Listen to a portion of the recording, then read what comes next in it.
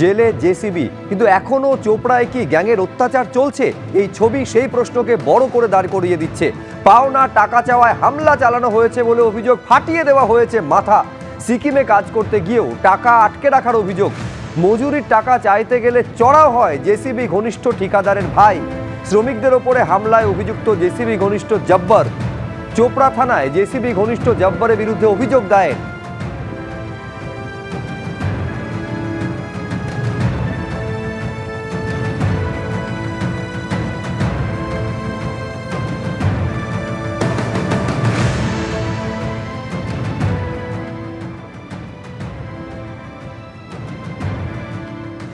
আমি লেবারে কাজ করছিল, 1 সাল থেকে আমার টাকা দিতে পারছি না।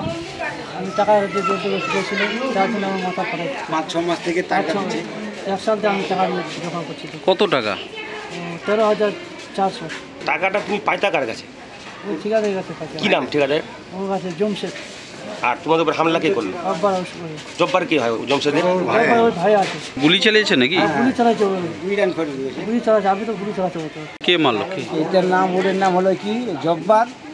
ওদের ভাইভাগি স্টাফের মধ্যে 10-15 জন ছিল, আর আমরা খালি হাতে ছিলাম। সব খালি হাতে ছিলাম। আপনারা কি টাকা পাচ্ছিলেন? আমরা টাকা পাচ্ছিলেন? কাজ করেছিলাম।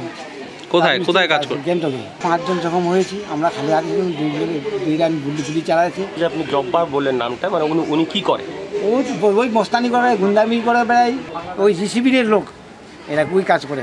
জেলে চোপড়ার জেসিবি, কিন্তু তার গ্যাংয়ের দাপট কি এখনো সমানভাবে চলছে? এই প্রশ্ন উঠছে, তার কারণ পাওনা টাকা চাওয়ায় এক ব্যক্তিকে মেরে মাথা ফাটিয়ে দেওয়া হয়েছে বলে অভিযোগ সামনে এসেছে, এবং অভিযোগের তীর এই জেসিবির অনুগামীদের বিরুদ্ধে। ঠিক কি ঘটনা ঘটেছে সুদীপ চক্রবর্তী আমাদের প্রতিনিধি আরো বিস্তারিত বলবেন। সুদীপ। দেখো শুভজি, তোমাকে বলি যে উত্তরপ্রদেশের চোপড়ার মনসুর আলম, যার বাড়ি কালিকাপুর এলাকায়, সে কিন্তু ওই স্থানীয় যে শ্রমিক ঠিকাদার জামশেদ আলমের সঙ্গে সিকিমে কাজ করতে গিয়েছিল। সে একাই নয়, একাধিক শ্রমিক গিয়েছিল সেখানে কাজ করে ফেরার পরেও কিন্তু যে ঠিকাদার রয়েছে জামশেদ, সে কিন্তু তাদের পাওনা টাকা মিটিয়ে দেয়নি। তারপরেই কিন্তু গতকাল সন্ধ্যেবেলা তারা জামশেদের বাড়িতে যান এবং তাদের প্রাপ্য টাকা চান, এবং তার সেই নিয়ে কিন্তু বাদ শুরু হয়। আজ সকাল 10টা নাগাদ জামশেদের ভাই জব্বার আলী, যে কিনা জেসিবির অনুগামী বলে পরিচিত, সে আজকে তার দলবল নিয়ে গিয়ে মনসুর আলমের বাড়ি থেকে একাধিক ব্যক্তিকে, একজন নয় মোট 5 জন আহত হয়েছে। 5 জনই কিন্তু এখন ভর্তি রয়েছে দলুয়া স্বাস্থ্যকেন্দ্রে, যা কিনা চোপড়া অবস্থিত। এই ঘটনা কিন্তু ওই জামশেদ আলম এবং জব্বার আলী সহ একাধিক ব্যক্তির বিরুদ্ধে কিন্তু চোপড়া থানায় অভিযোগ দায়ের করা হয়েছে। শুভজিৎ, ধন্যবাদ সুদীপ।